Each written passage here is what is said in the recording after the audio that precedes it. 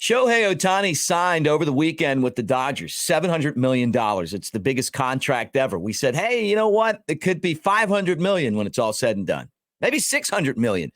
It took $700 million. The Cubs were part of the process. Toronto was part of the process. But when it was all said and done, he went to where we all figured, including Vegas, he would end up, and that's the LA Dodgers. How does this contract change the marketplace as the Cubs move forward? We're going to talk about that. I want you guys to like and subscribe, be part of the Cubs baseball channel. Go Cubs. Let's talk some ball.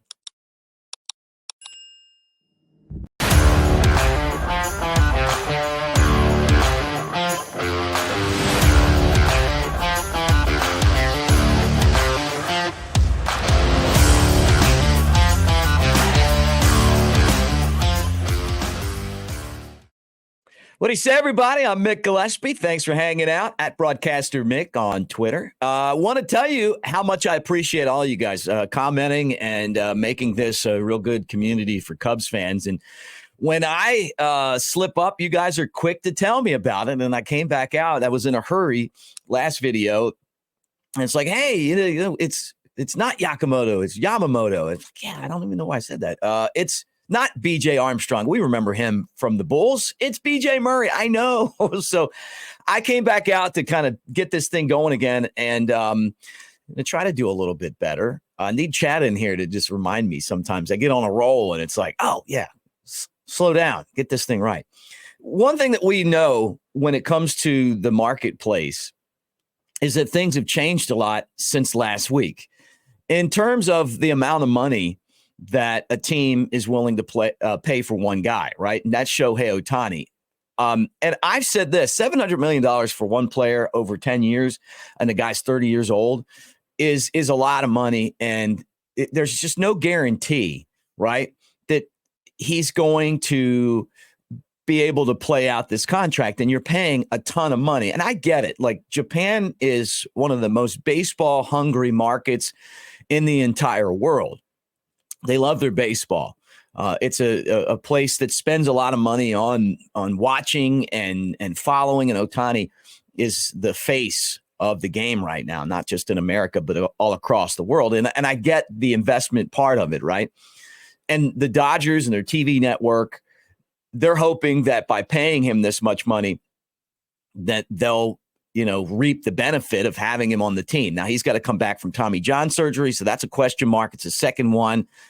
And for him to live up to this contract, he's got to hit and he's got to pitch. But he's not going to pitch this year, but it's a 10-year contract. So we'll see what happens. Is he even going to live out 10 years in this contract? I mean, the chances are, let's be honest here, no. I mean, and that's kind of my point on this.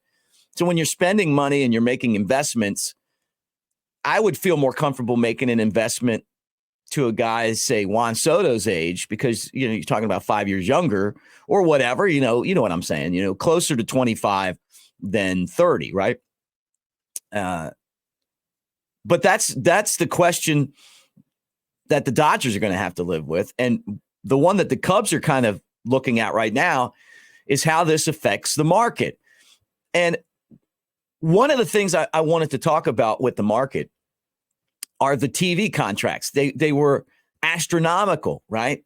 Linear TV used to be the way that all of us watched everything. I mean, how many of you guys are like me and you grew up watching the Cubs on WGN television, right? Harry Carey, Steve Stone, Chip, Len, the just great broadcasts on WGN, and it was free. And you could just turn it on and it came with your cable package, and now you got to buy it. Right. Whether it be, the MLB app, if you're not in market, or if you're in market, Marquee or whatever it is. And a lot of the deals that were made by companies like Bally's are going defunct because there isn't value in them anymore. Like, people don't get their entertainment from cable TV anymore as much as they used to. I mean, it's, the cord cutters, man. People just want to be able to, a la carte what they're watching. And baseball hasn't really caught up to that yet. And these deals are falling apart, and the businesses some of them that bought these, the cable outlets, are going bankrupt. And then they're, letting these deals fall to the wayside. And it hasn't happened to the Cubs, but you're seeing it in, places like San Diego and Cleveland and other, Arizona, where they're like, look, we paid you this big amount of money and now we can't even go out and sell this. It's just worthless to us. Right. And so, and that's what business is, right? I mean, you want to buy something here and then sell it here, and then you make the money in between. Well, it's just not happening anymore. This Ohtan contract feels like it was made back in the day where, you could get a lot of value out of a cable deal, out of a broadcasting rights package, right? So how does that translate into player salaries? Well, the reason why these salaries are so big is based off of partly the TV revenue, right?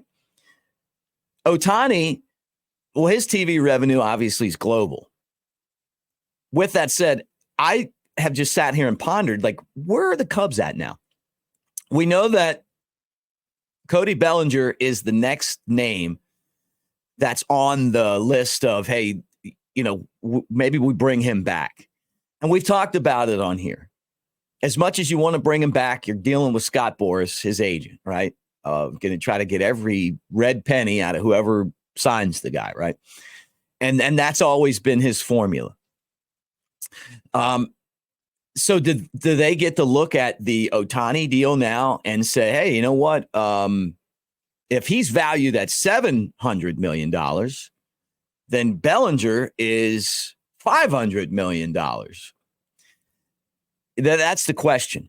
You figure the players are going to be San Francisco, Toronto. Obviously, the Cubs would love to have him back. Yankees made the trade for Soto, so they're not going to be in this. The Dodgers just signed, the Japanese Babe Ruth. They're not going to be in this. The Red Sox made that trade for O'Neill. I don't see them being in this. So you take out some of the big players. So is it a 3-team race? To sign Bellinger, and how much? And the same thing for Yamamoto. This is a 3-time Japanese MVP. He's been the best pitcher in their league. Will that translate to Major League Baseball? Oh, it certainly will. I mean, I think you can't even argue that anymore. The question is, will he stay healthy in this league compared to that league? You get an extra day off there. The baseballs are slightly different. And it's been hard for any pitcher to stay healthy. But now you look at his deal and you go, are you going to approach $300 million for Yamamoto, right? Who could be the best pitcher on the market. And we talked about him, and then Blake Snell, and then you start to fall down, Jordan Montgomery. I don't see the Cubs going back after Marcus Stroman, who I haven't really even heard his name mentioned yet because he's not in that top tier. I think he's kind of down here a little bit, but it's not like there's a ton of starting pitching. So eventually his name's going to cycle back around. And, and I'm sure somebody's going to give him a contract that's better than 1 year, $21 million or whatever he opted out of. So we'll see. But that is an option. And if you wanted to go there, if you were the Cubs, I mean, I think with starting pitching, you leave it wide open. And I've said this before, and I'm going to reiterate it. The Cubs don't have a bunch of major league ready starting pitchers who you can throw in the rotation opening day and guarantee that they're going to have success. Does that mean that they don't have some guys in the system that are coming? And some of you guys are so educated on the system, and you're like, well, what about this guy? Ben Brown's probably the closest guy right now. Cade Horton's got the highest upside. But I wouldn't say that they're ready to jump in and be successful. I'd love to see Jordan Wicks continue what he did at the end of last year. But when you take Marcus Stroman out, you want to replace that slot with another ace. And you need 7 or 8 guys. I mean, we've talked about that before. If you're going to win, guys get hurt. you got to have 7 or 8 in the rotation. I mean, that's not my philosophy. That's actually Theo Epstein's, and he's exactly right.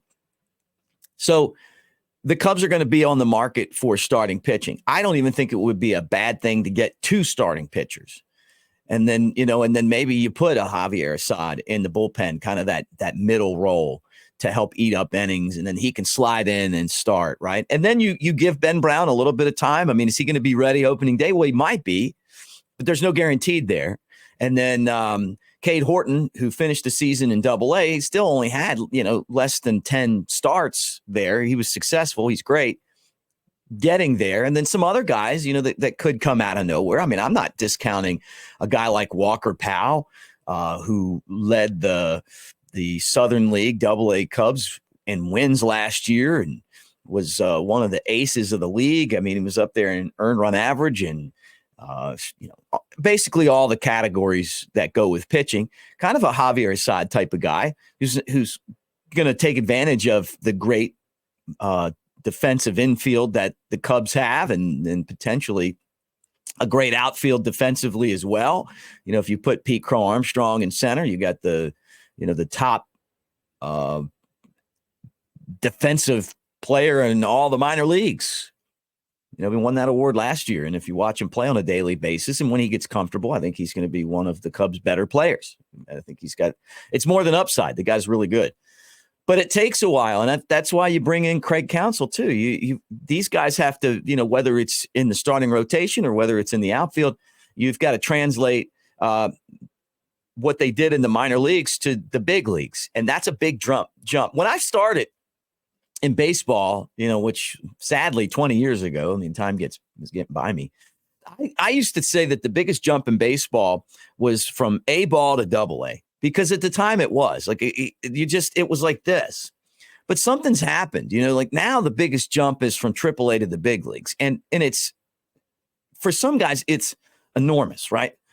Their ability not to adjust. Maybe it's the technology that you have now at your disposal in the major leagues, where you can absolutely pinpoint a player's weakness and flaw and take advantage of it. That was something that we didn't really have a lot of, in the past. I mean, some guys could just see it, but now with technology, I mean, they're going to give you the analytics on everybody. It's like, this guy can't hit this zone, this pitcher's going to do this. So you're either going to be better than everyone else or you're going to adjust, right? And it's become a really big jump between Triple-A and the big leagues. Not to say that it hasn't always been, but I felt like the bigger jump was from Single-A to Double-A. So anyway, that's my opinion. But so that's where we are right now. But I'm excited about this week because I just want to see where the Cubs start to put their focus. And is it going to be going after starting pitching? Is it going to be looking at a Rhys Hoskins for first base? Will they go after somebody for third? Like knowing that you got your future star player in BJ Murray and Matt Shaw, who played a little bit of third base in the minors. Still, if they're serious about putting him at third, their first round pick out of Maryland last year, he's going to have to play a lot more third base, you would think. Christopher Morel, he's been playing first base, right? That's what they're trying to do with him in the Winter League. I don't know why. If you look at his frame and stuff, you'd think he'd be a good third baseman, but he's not. He's played some third, obviously, you've seen that, but he's working on first. So they've got a lot of things to figure out. I do think, though, for those of you that kind of feel like, like you're frustrated with the Cubs because nothing's been done yet, I think that it's coming. I don't know what the moves are, but you had to get past the Ohtani sweepstakes if you really thought you were going to get him. And who knows where the Cubs were in or out. They may have said, hey, we'll give you $700 million. And he still might have just picked the Dodgers because I think that's where he was always going to end up. The weather out there, the guy is a huge star. I'm sure he loves the Hollywood lifestyle. It's closer to his home in Japan. You get the weather. Talked about the weather, the fan base in LA. They're good.